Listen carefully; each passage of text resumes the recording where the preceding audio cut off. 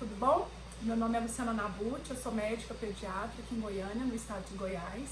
E hoje eu quero estar fazendo um vídeo para vocês falando sobre a real situação do coronavírus. Tá? Por que eu resolvi fazer esse vídeo? Hoje são 26 de fevereiro de 2020, eu quero deixar essa data porque hoje foi oficialmente reconhecido, diagnosticado o primeiro caso do coronavírus aqui no nosso país. E eu também quero frisar essa data porque às vezes esse vídeo vai estar rodando aí daqui 1 mês, 2 meses, e algumas informações que eu posso trazer para vocês hoje, talvez tenha alterações aqui mais para frente. Então eu quero me comprometer com vocês que qualquer informação mais atual, mais nova, que tiver, do que eu dei aqui agora nesse vídeo, que possa ser, eu vou estar atualizando ela nas minhas redes sociais, tá certo? No meu Instagram, no meu canal do Telegram ou no YouTube, ok? Então, gente, vamos lá, Hoje, infelizmente, tivemos aí o primeiro caso confirmado do coronavírus no nosso país, foi um senhor que estava na Itália, E ele foi atendido em São Paulo. Eu acho que não é novidade nenhuma para nós, principalmente da área da saúde, que chegou um caso do coronavírus no Brasil. Já, na verdade, era até esperado, Porque hoje você dorme num país, amanhece em outro. Então, era já esperado disso acontecer. Tá, então, por que eu quero estar frisando com vocês alguns pontos aqui? Por quê? Não quero causar pânico. Eu tô vendo que tá tendo uma situação de pânico. Hoje estava na academia, uma senhora lá com medo, no meu grupo da família. Então, assim, eu quero trazer algumas informações verdadeiras, sem pânico, mas também a gente sabe que a situação não é uma coisa tão simples assim. Então, a gente precisa ter alguns cuidados e esse é o meu objetivo com esse vídeo. Nós vamos estar falando do quadro clínico, como que a gente faz para se prevenir, a questão como que a gente usa máscara, qual máscara, como que a gente faz, de qualquer jeito a gente pode usar essa máscara. Eu vou estar falando isso para vocês aqui, tá? Nesse vídeo. Gente, então, vamos lá. O coronavírus, ele é um vírus que inicialmente questionaram ele ali na China sobre transmissão por animais, porque foi no mercado de alguns peixes, alguma coisa, mas a gente já tem visto que é transmitido de pessoa para pessoa sim, Então, a gente precisa ficar um pouquinho mais atento com isso, que é a principal transmissão. E as manifestações principais são do trato respiratório, que é o que a gente tem visto aí com mais frequência, e também algumas manifestações gastrointestinais, tá certo? Então, vamos lá.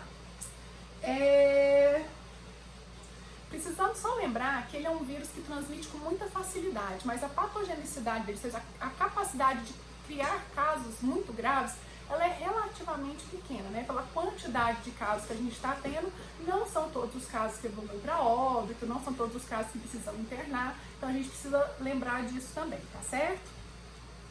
E os principais sintomas, geralmente, são associados com resfriado, Então, uma febre, uma coriza, tosse, falta de ar, às vezes a gente chama de batimento de asa de nariz, que é o sinal de desconforto respiratório, o narizinho vai abrindo assim, criança a gente vê com mais facilidade,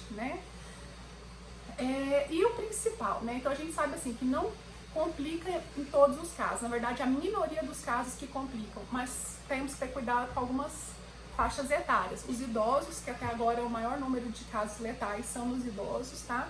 Crianças, também a gente tem que ficar atento, apesar de que pelo menos até hoje eu não vi nenhum caso de morte em crianças, tá?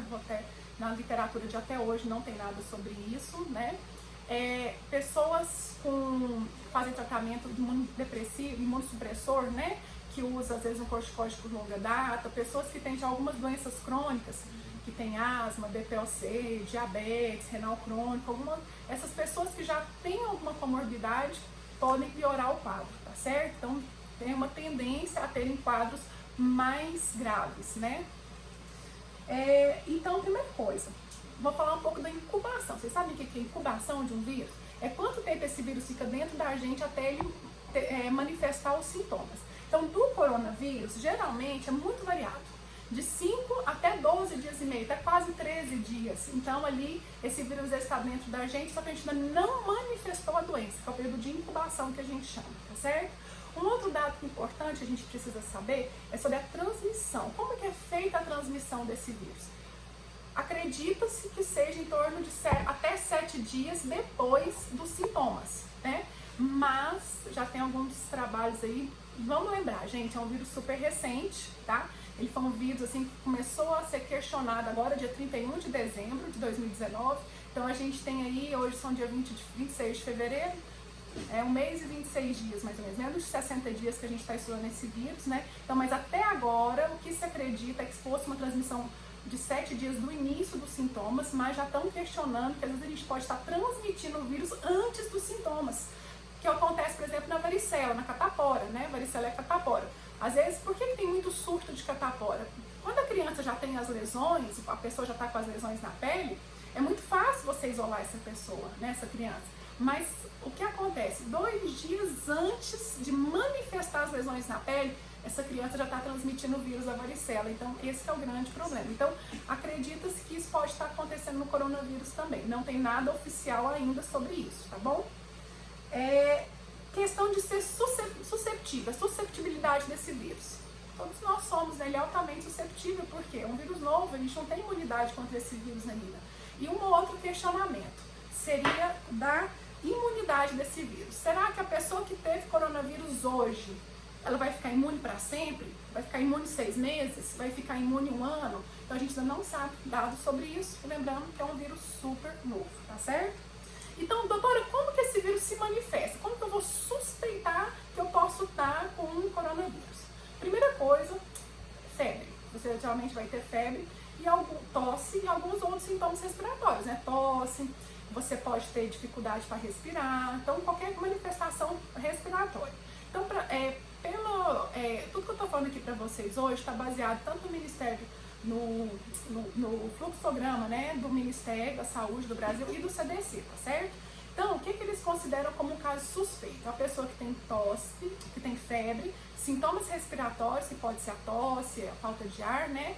E esteve em contato com algum daqueles países. Eu vou estar disponibilizando depois para vocês, vou estar atualizando à medida que forem sendo atualizados pelos órgãos oficiais, quais são as listas dos países, tá? Que já tiveram casos relatados. Então, se você teve febre, sintomas respiratórios e esteve em algum daqueles países que estão listados nos últimos 14 dias, ou teve contato, tá, com alguma pessoa suspeita, então você entraria no caso suspeito. Ou se você tiver sintomas respiratórios e ou febre, então aí a febre já não é mais obrigatória.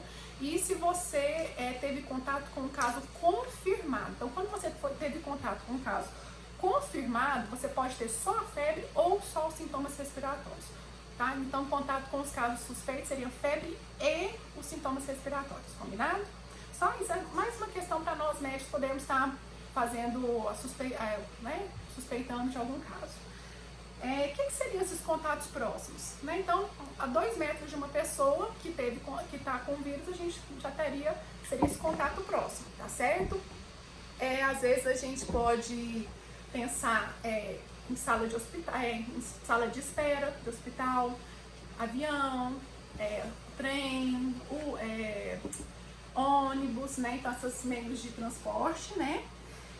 E pessoas que moram com essas pessoas, né? Quem tá cuidando, quem mora, que vai visitar, né? Então, que compartilha, por exemplo, tinha um primo que foi pra Itália, voltou agora e aí a família fez um almoço no dia de domingo para receber esse primo que estava viajando. Se esse primo às vezes começar com algum sintoma, a gente tem que ficar atento, porque ele pode, né, tá trazendo algum vírus. Então a gente que teve contato ali, né, tem que ficar mais atento. Esse pessoal que viajou no avião com esse senhor, por exemplo, né, eles vão ter que ser ali triados, vão ter que ter um acompanhamento mais de perto, tá certo? Então, gente, das manifestações, eu até anotei aqui porque são porcentagens, né? Por exemplo, febre, né? Então, assim, a manifestação clínica, gente, os sintomas e sinais são enormes. Então, vai desde a febre e tosse, os dois estão presentes. Febre em 83% dos casos e tosse 82%, tá? Então, é muito frequente. Falta de ar em 31% dos casos, ou seja, apenas 1/3 vai manifestar a falta de ar. Né? Dor muscular, em torno de 11%. Então, já caiu bastante as manifestações. Dor de cabeça, 8%. Dor de garganta, 5%. Rinorreia, que é coriza, nariz escorrendo, 4%. Então, assim, varia muito. Náuseas e vômitos, 1%. Com diarreia, 2%. Então, são manifestações bem menos frequentes. Principal, tosse e febre, tá certo? Que são as mais frequentes. E as complicações, né? Porque se ficar só nesses sintomas iniciais, a gente sabe que vai passar tranquilo. Mas quais são as complicações, né? O que a gente tem visto? Que a letalidade, o que tem matado esses pacientes que são hospitalizados? Aí eu preciso só chamar a atenção para vocês em relação a isso. Nem todos os pacientes são hospitalizados, não tem necessidade de hospitalização, tá certo? Então, dos que precisaram ser hospitalizados, né? Aí desses hospitalizados, apenas 11 a 15% morreram. Morreram de quê? Né? Síndrome respiratória aguda grave, similar com a que a gente tem quando a gente fala da influenza, né? Então, similar, manifestação pulmonar era mais ou menos parecida com isso, tá certo? Lesão cardíaca e uma infecção secundária, né? Então, gente, olha só. Hoje, na China, né, agora, no dia 26 de fevereiro de 2020, a gente tem quase um pouquinho mais de 78 mil casos. É muita gente infectada, né? 78 mil pessoas com esse vírus. E de morte, a última vez que eu olhei agora no finalzinho da tarde, foi 2.715 mortes, né? Para 78.190 e poucos casos, tá? A maioria deles, então, é uma letalidade ali em torno de 2%, tá? Não é uma letalidade tão grande. Maioria são homens e idosos, né? Então, principalmente, ficar atento com isso, tá? Como que é feito esse diagnóstico, doutora? A gente escolhe sangue e faz um exame de PCR, né? PMI vem especificado o vírus.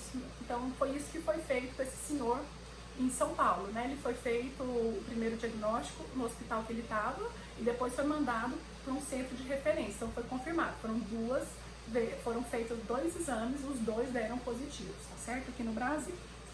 Tratamento. Ainda não tem um tratamento, a gente não tem uma medicação específica, tá? Então a gente pede alguns exames para estar acompanhando, um hemograma, um raio-x, para ver como é que tá as manifestações pulmonares. Já tem um trabalho que eles fizeram mostrando o raio-x e a tomografia desses pacientes que foram diagnosticados. Né? Então a gente, só que é muito inespecífico, né? As manifestações varia muito, então não é uma coisa assim tão pontual que a gente pode falar assim, bater o olho naquele raio e falar assim, isso é coronavírus. A gente, infelizmente, não consegue fazer isso. E o principal que eu quero falar para vocês é da prevenção. O que a gente pode fazer, doutora, para prevenir, então, esse coronavírus? Eu acho que hoje está todo mundo aí super confuso, né? Primeira coisa, gente, higiene das mãos, frequentemente das mãos. Porque a gente sabe que o vírus ele é transmitido pelas gotículas, então seu tosse, seu espirro. Então a primeira coisa, a gente tem que lavar muito as nossas mãos. Por quê? Sempre que a gente for lavar as mãos, vamos supor, eu tossi, eu vou ensinar daqui a pouco para vocês como que a gente faz a forma certa quando a gente for tossir ou espirrar. Mas vamos supor, se eu vou espirrar, peguei minha mão. Aí eu pego o copo, certo? E aí, ou cumprimento uma pessoa, ou pego no controle da televisão, na maçaneta da porta. Então o vírus fica ali, né? Então aí você vai lá, pega na maçaneta que eu acabei de pegar, coça seu nariz, coça sua boca, coça seu olho, pegou o vírus. É assim que acontece. Então, primeira coisa, vamos sempre lavar bem as nossas mãos. O que é lavar as mãos? Não é só fazer isso aqui e tá pronto, não, gente. Lavar a mão, lavar a palma da mão, lavar a mão aqui, ó, nessa região, lavar entre os dedos. Atenção, mulherada aí que tem a unha maior, tem que lavar embaixo da unha, gente, né? Então, cuidado aí com essas unhas mais compridas, tem que lavar direitinho. Cuidado, ó, aliança, relógio, pulseira, tá certo? Então, a gente teria que lavar tudo, da ponta dos dedos até o cotovelo. Esse é o ideal, tá bom? Com água e sabão, né? Ou com algum álcool. A gente acha álcool em gel em muitos locais, a gente acaba passando só nessa região da mão, né? Então sempre de tempos em tempos está lavando. Mesmo que você esteja usando muito álcool em gel, lava ali de tempos em tempos com água e sabão, tá certo? Então, outra coisa é evitar ficar tocando seus olhos, nariz e boca, combinado? Não fique toda hora coçando o nariz, enfiando o dedo na boca, coçando os olhos. Evite ao máximo fazer isso, tá? Evitar contato com as pessoas doentes. Óbvio, o problema é, às vezes a gente não sabe que a pessoa está doente. Esse é o problema. E, se for confirmado, talvez o vírus pode estar sendo transmitido antes da manifestação dos sintomas, né? Então isso fica um pouco mais complicado. Sempre que a gente for tossir ou espirrar, cobrir a nossa boca. Como que a gente faz isso? Aqui no Brasil, a gente tem um péssimo hábito. A gente espirra e faz assim, ou tosse e faz assim.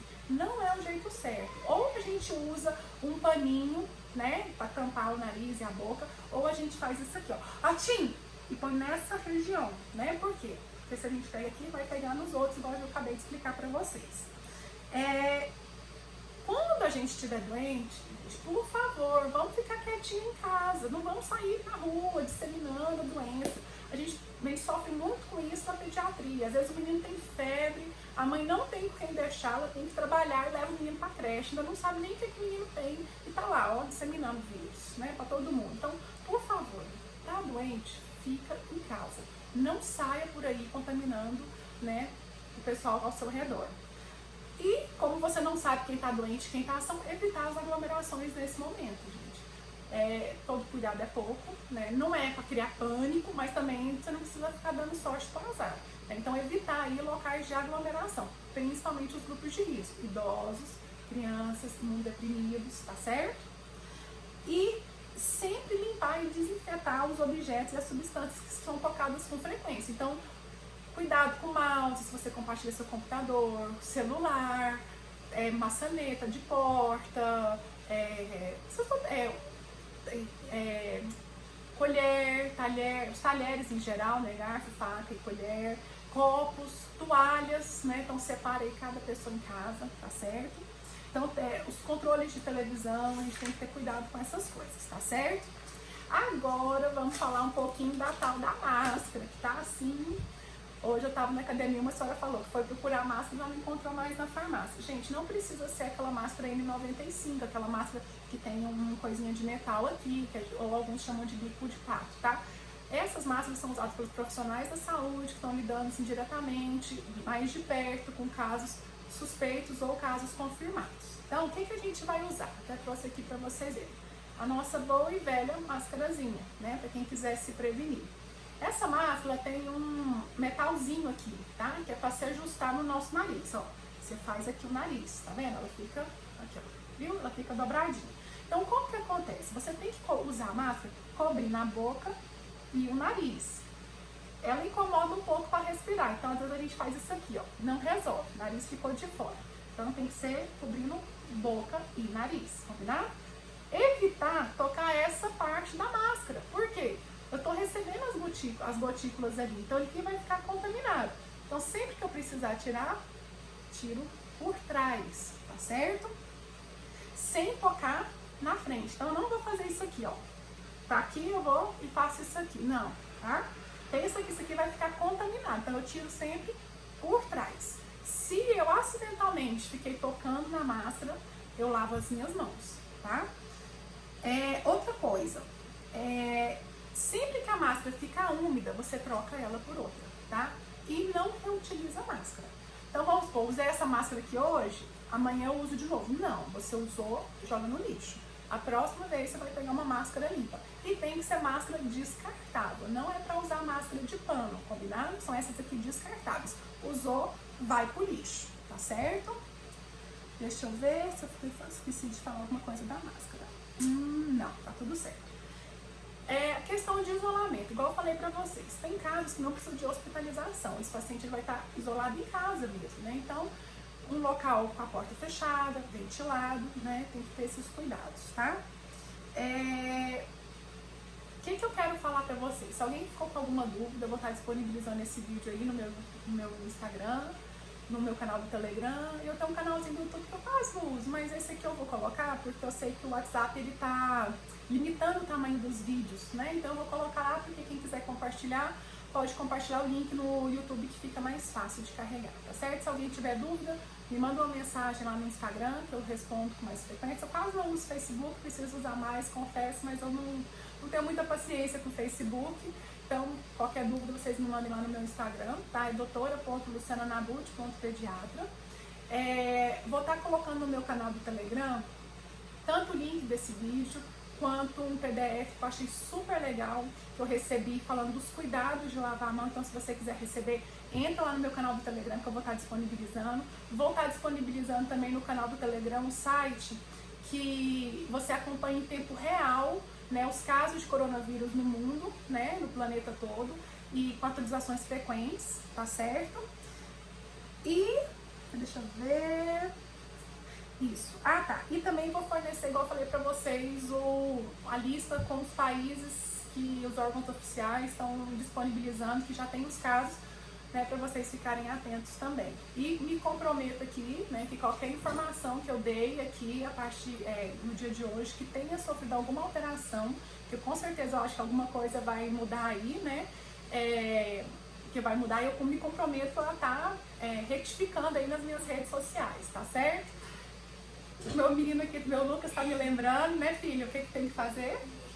Quem assiste no YouTube, ele quer que deixe um like, né? Então, quem assiste lá no YouTube, deixa o like pra gente.